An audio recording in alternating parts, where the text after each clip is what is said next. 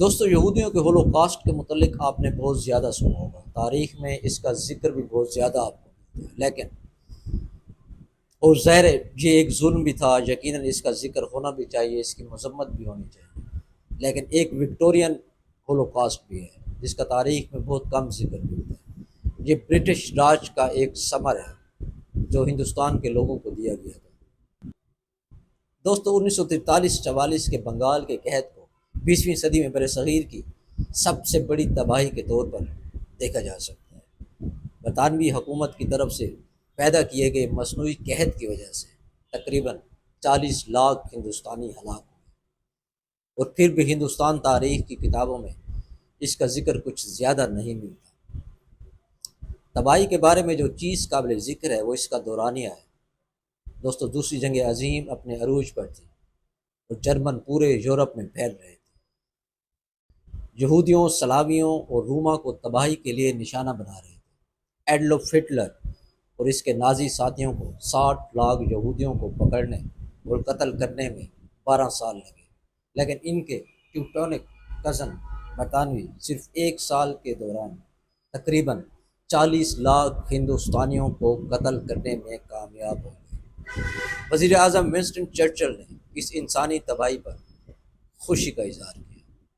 Australia کے bio chemist doctor گیڈون بولیا نے بنگال کے قحط کو انسانی ساختہ ہولوکاسٹ قرار دیا ہے، کیونکہ چرچل کی پالیسیاں اس تباہی کی براہ راست ذمہ دار تھیں۔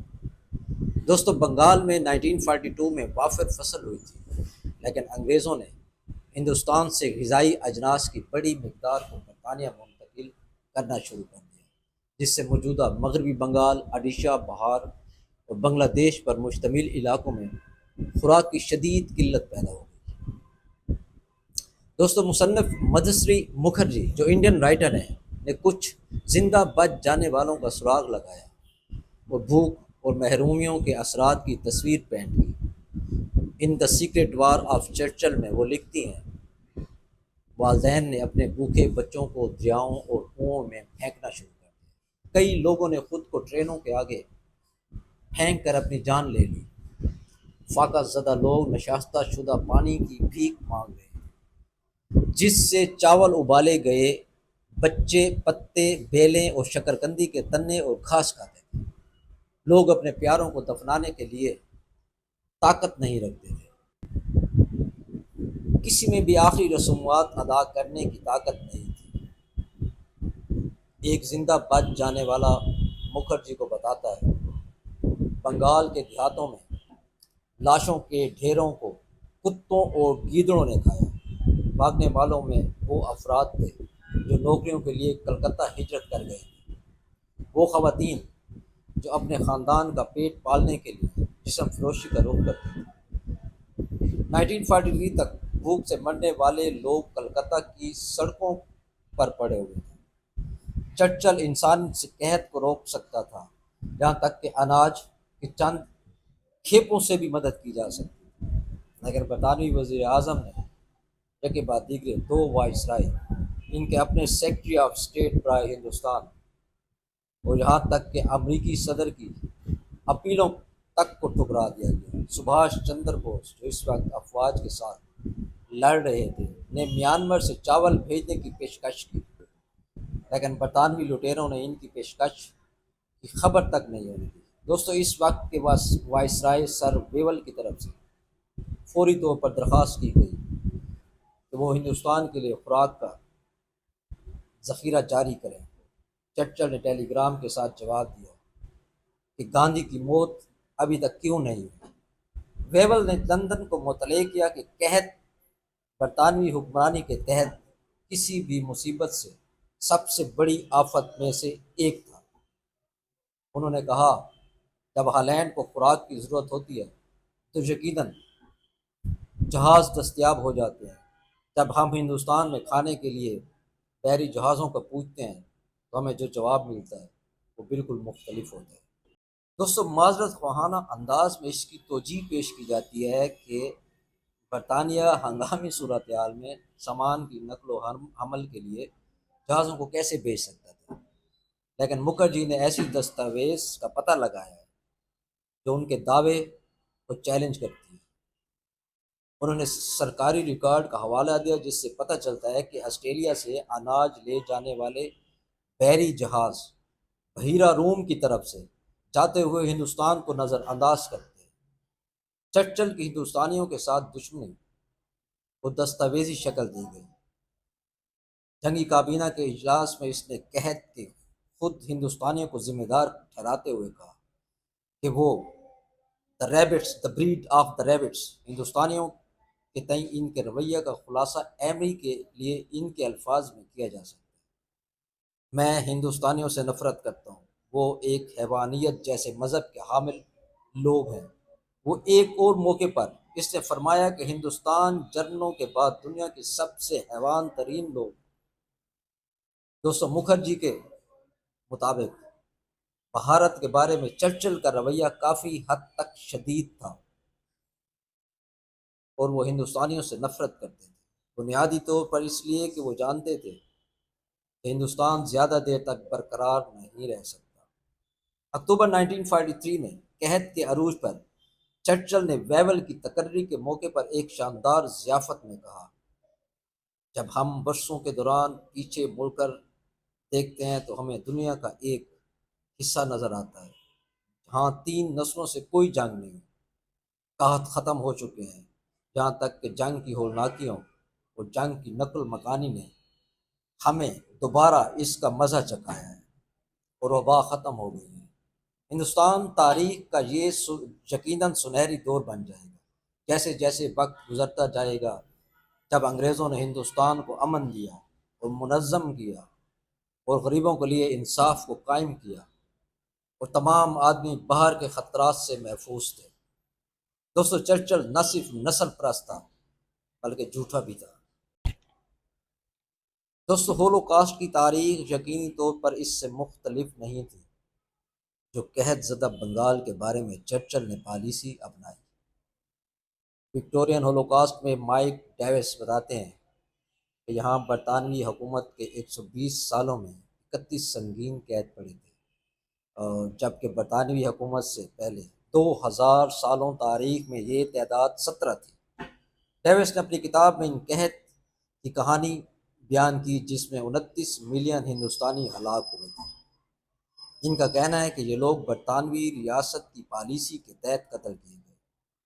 1876 میں جب خشک سالی نے دکن کے کسانوں کو بحال کر دیا، ہندوستان میں چاول اور گندم کا خالص فاضلہ تھا، لیکن وائسرائے رابرٹ بلو لنٹن نے اصرار کیا کہ انگلستان کو ان کی برآمدات میں کوئی رکاوٹ نہیں ہونی چاہیے۔ 1877 اور 1878 میں قحط کے عروج پر اناج کے تاجروں نے ریکارڈ مقدار میں اناج برآمد کیا۔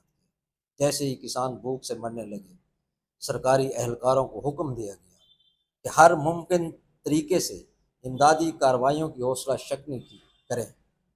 لیبر کیمپوں کے اندر مزدوروں کو دوسری جنگ عظیم کے نازی حراستی کیمپ بوخن والڈ کے یہودی قیدیوں کے مقابلے میں بہت کم خوراک دی جاتی تھی، یہاں تک کہ لاکھوں افراد کی موت کے باوجود لیٹن نے مدراس کے علاقے میں لاکھوں کسانوں کے مصائب کو دور کرنے کی تمام کوششوں کو نظر انداز کیا اور ملکہ وکٹوریہ کی مہارانی ہندوستان کے طور پر سرمایہ کاری کی تیاری پر توجہ دی۔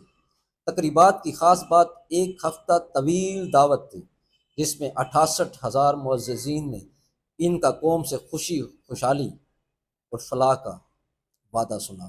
دوستو، 1901 میں دا لائسٹ نے اندازہ لگایا کہ 1890 کی دہائی کے قحط کے دوران مغربی ہندوستان میں کم از کم 19 ملین ہندوستانی ہلاک ہوئے۔ مرنے والوں کی تعداد اتنی زیادہ تھی کیونکہ انگریزوں نے قحط سے متعلق امداد کو نافذ کرنے سے انکار کر دیا تھا۔ ڈیوس کا کہنا ہے کہ 1872 اور 1921 کے درمیان ہندوستان میں متوقع عمر میں 20% کمی واقع ہوئی، لہذا یہ بات مشکل سے حیران کن ہے کہ ہٹلر کی پسندیدہ film the lives of Bengal lancer تھی جس میں مٹھی بھر برطانیوں کو ایک جزیرے کو گھیرے ہوئے دکھایا گیا تھا۔ نازی رہنما نے بھی اس وقت کے جرمنی وزیر خارجہ Edward Wood Earl of Halifax کو بتایا کہ یہ ان کی پسندیدہ فلموں میں سے ایک تھی کیونکہ اس طرح ایک اعلیٰ نسل کا برتاؤ ہونا چاہیے۔ دوستو، برطانیہ نے ماؤ کے قتل عام کے لیے کینیا جیسی دیگر اقوام سے معافی مانگی، لیکن ہندوستان میں اس طرح کی نسل کشی کا سلسلہ جاری تھا۔ دیگر قومیتوں نے ہمارے لیے ایک اچھی مثال قائم کی۔ مثال کے طور پر اسرائیل ہولوکاسٹ کو نہیں بھول سکا، نہ ہی یہ دوسروں کو اجازت دے گا۔ کم از کم تمام جرمنی اسرائیل کو لاکھوں ڈالر کی نقدی اور ہتھیاروں کی امداد جاری رکھے ہوئے۔ آرمینیا عظیم جرم کو نہیں بھول سکا، جو پہلی جنگ عظیم کے دوران ترکوں کے ہاتھوں 1.8 ملین آرمینیائی باشندوں کا منظم قتل عام کیا گیا۔ دوسری جنگ عظیم کے دوران ناکنگ میں کم از کم 40,000 چینی مارے گئے، اور عصمت دری کے لیے جاپانیوں سے واضح معافی اور معاوضہ چاہتے ہیں۔ اور پھر یوکرینیوں کا عجیب معاملہ ہے، جو اسٹالن کی معاشی پالیسیوں کی وجہ سے پیدا ہونے والے قحط کو نسل کشی کہنا پسند کرتے ہیں، جو واضح طور پر ایسا نہیں تھا۔ یہاں تک کہ ان کے پاس ایک کے لیے ایک لفظ ہے، ہولو ڈو مور، اور پھر بھی اکیلے بھارت نے معاوضہ مانگنے سے انکار کر دیا۔ معافی مانگنے کو چھوڑ دیں، کیا یہ اس لیے ہو سکتا ہے کہ ہم لوگ آوروں کی طویل فہرست میں انگریز سب سے آخر میں تھے، یا ہم اپنی تاریخی غلطیوں کو دہرانے میں محض ایک قوم ہیں؟ شاید ہم بہت آسانی سے معاف کر دیتے ہیں، لیکن دوستو، معاف کرنا اور بھول جانے سے مختلف ہے۔ جس کے لیے ہندوستانی مجرم ہے، یہ ان کروڑوں ہندوستانیوں کی یاد کی توہین ہے جن کی زندگیاں مصنوعی طور پر چھین لی گئیں۔ دوستو، ہندوستانیوں کے ساتھ برطانوی رویوں کو اتحادی جنگی مہم میں ہندوستان کے تعاون کے پس منظر میں دیکھنا ہوگا۔ 1943 تک 2.5 ملین سے زیادہ ہندوستانی فوجی اتحادیوں کے ساتھ مل کر یورپ، افریقہ اور جنوبی ایشیا میں لڑ رہے تھے۔ ملک بھر سے بھاری مقدار میں اسلحہ، گولہ بارود اور خام مال برطانیہ کو بغیر کسی قیمت کے یورپ بھیج دیا گیا تھا۔ کیمبرج یونیورسٹی کے مورخین ٹم ہاربر اور کرسٹوفر ہیلی کے مطابق یہ ہندوستانی فوجی شہری، مزدور اور تاجر تھے جنہوں نے 1945 کی فتح کو ممکن بنایا۔ پورے یورپ میں اتنی دولت نہیں ہے کہ ہندوستان کی 250 سال کی نو آبادیاتی لوٹ مار کی تلافی کر سکے۔ پیسے کو بھول جائیں، کیا انگریزوں میں اتنی اخلاقی جرأت ہے کہ وہ معافی کے لیے پیشکش کریں، یا وہ چرچل کی طرح اپنے آپ کو یہ دھوکہ دیتے رہیں گے کہ انگریز راج ہندوستان کا سنہری دور تھا؟ بہت شکریہ۔